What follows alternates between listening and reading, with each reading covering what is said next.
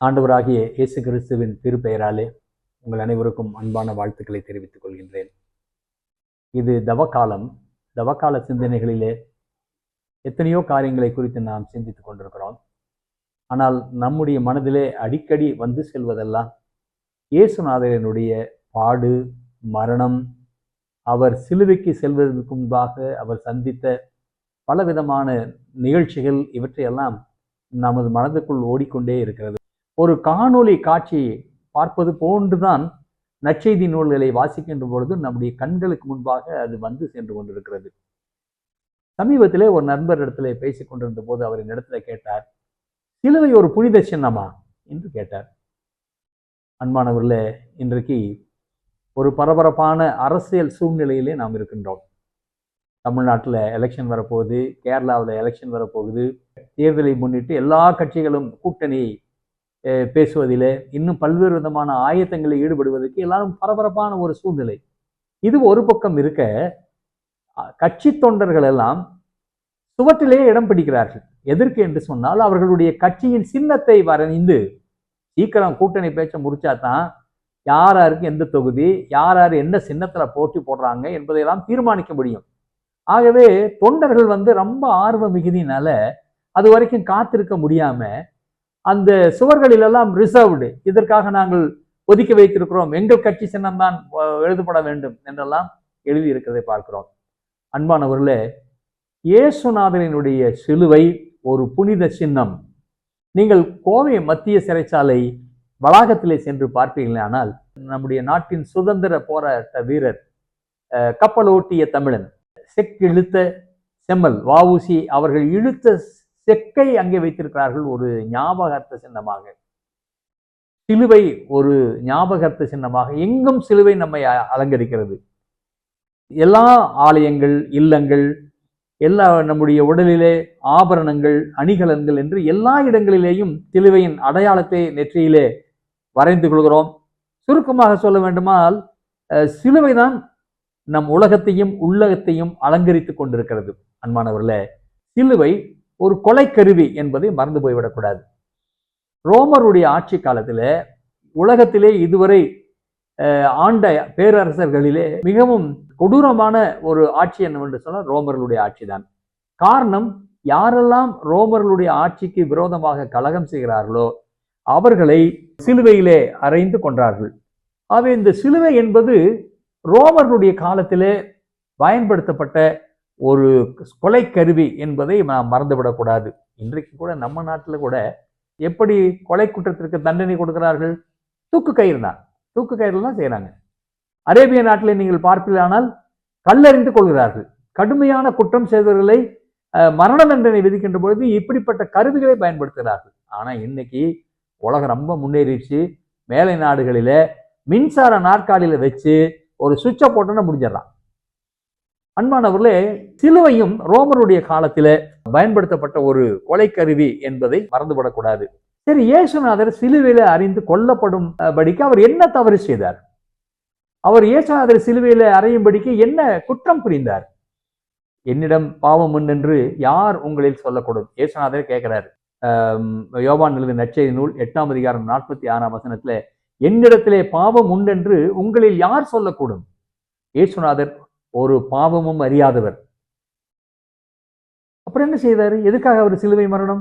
திருமறை சொல்லுகிறது, இயேசுநாதர் எப்பொழுதும் நன்மை செய்கிறவரே சுற்றி திரிந்தார். கலிலேயா முழுவதும் அவர் எல்லா மக்களுக்கும் நன்மை செய்தவராக சுற்றி திரிந்தார். அப்புறம் ஏன் அவர் சிலுவையில் அடைஞ்சாங்க அப்படின்னா ஒன்றுமே இல்லை. இது அப்பட்டமான பொறாமை, அப்பட்டமான எரிச்சல், கோபம், இவற்றினால்தான் ரோமருடைய ஆட்சியாளர்களும் யூத சமய தலைவர்களும் அவர்கள் இந்த கை கோர்த்து சிலுவையை ஏற்பாடு செய்து இயேசுநாதரை அதில் சிலுவையில அறைந்து கொண்டார்கள். சிலுவை ஒரு மீட்பின் சின்னம் என்பதை மறந்து போய்விடக்கூடாது. மாற்கு எழுதிய நற்செய்தி நூல் 10ஆம் அதிகாரம் 45ஆம் வசனத்துல, மனுஷகுமாரன் ஊழியம் கொள்ளும்படி வராமல் ஊழியம் செய்யவும் அநேகரை மீட்கும் பொருட்டு தன் ஜீவனை கொடுக்கவுமே வந்தார் என்று சொல்லப்பட்டிருக்கிறது. அன்பானவர்களே, சிலுவையின் மூலமாக மனிதன் பாவத்திலிருந்து மீட்கப்படுகிறான். இந்த மீட்பின் சின்னமாக தான் சிலுவை அமைந்திருக்கிறது. இயேசுநாதர் சொல்றாரு, மக்களை பாவத்திலிருந்து மீட்பதற்காக தன் ஜீவனை கொடுக்கவுமே வந்தார் என்று சொல்லப்பட்டிருக்கிறது. இறையியல் கொள்கையிலே 2-3 விதமான கொள்கைகளை சொல்வார்கள். இயேசுநாதனுடைய மீட்பின் திட்டம், அவருடைய சிலுவை மரணம், அவருடைய தியாகத்தை குறித்து பேசுகிற போது அட்டோன்மெண்ட் தியரி என்று சொல்வார்கள். அது வேற ஒண்ணுமே இல்லை, பாவத்துக்கு பரிகாரம் செய்கின்ற ஒரு நிகழ்வாக சிலுவை மரணம் பார்க்கப்படுகிறது. இயேசுநாதர் சிலுவையிலே மரித்ததன் மூலமாக பாவத்திற்கு பரிகாரம் செய்து விட்டார். இன்னொரு கொள்கை என்ன சொல்லுதுன்னா சப்ஸ்டிடியூட் தியரி. நானும் நீங்களும் நம்முடைய பாவங்களுக்கு அடைய வேண்டிய தண்டனையை இயேசுநாதர் நம்முடைய இடத்திலே இருந்து அவர் ஏற்றுக்கொண்டார். இது சப்ஸ்டிடியூட் தியரி என்று சொல்லி இறையியல் கல்லூரியிலே கற்றுக் கொடுப்பார்கள்.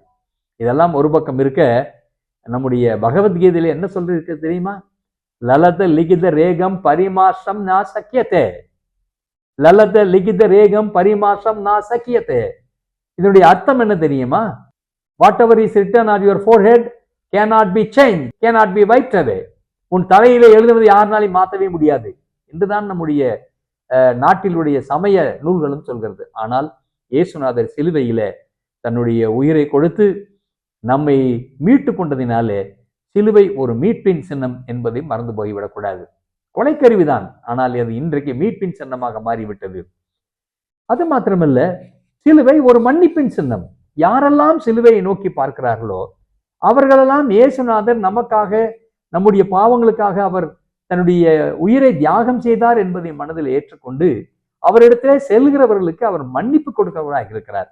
பவுலடிகள் கொலேசு சபை திருச்சபைக்கு எழுதுகின்ற பொழுது 1ஆம் அதிகாரம் 20ஆம் வசனத்துல அவர் சிலுவையில் சிந்தின இரத்தத்தினாலே சமாதானத்தை உண்டாக்கி பூலோகத்தில் உள்ளவைகளையும் பரலோகத்தில் உள்ளவைகளையும் அவர் மூலமாக தமக்கு ஒப்புரவாக்க அவருக்கு பிரியமாயிற்று.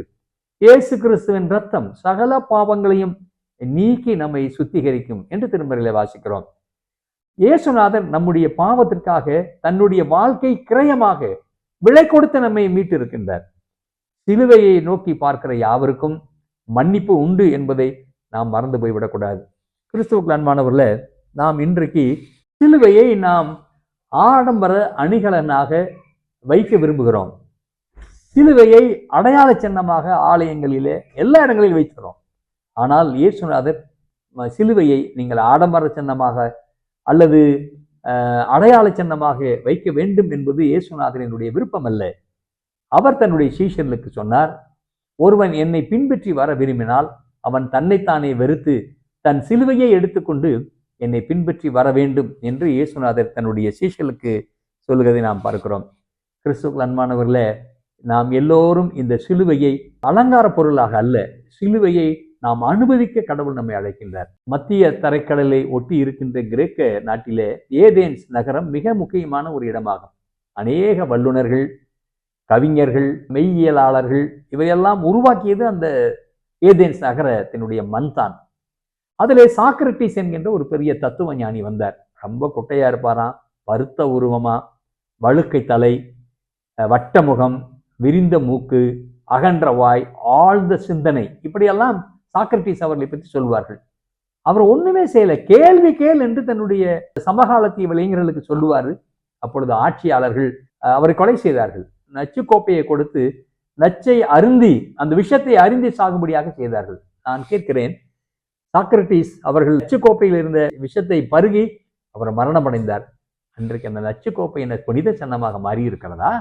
1948ஆம் ஆண்டு ஜனவரி மாதம் 30ஆம் தேதி மாலை 5:15 மணிக்கு புதுடெல்லியில பிர்லா இல்லத்தில் பிரார்த்தனை கூட்டத்திற்கு சென்றார் நம்முடைய தேச தந்தை காந்தி. அப்பொழுது கோட்சே என்கின்ற ஒரு இளைஞன் 3 முறை அவரை துப்பாக்கியால் சுட்டுக் கொன்றான். துப்பாக்கி புனித சின்னமாக மாறி இருக்கிறதா? இல்லையே.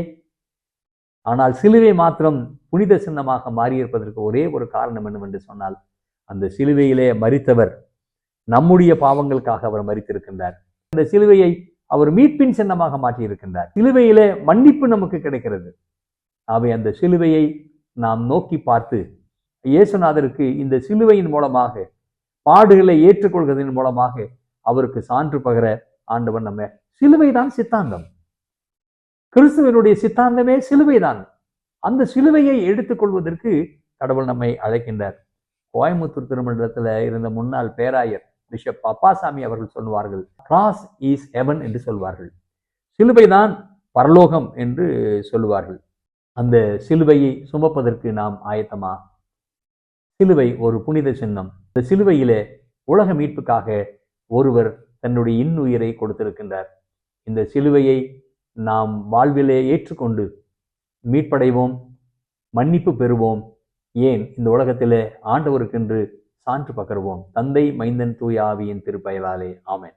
சிலுவையின் நிழலில் நானோ தினம் அடியான் சாய்ந்திழைப்பா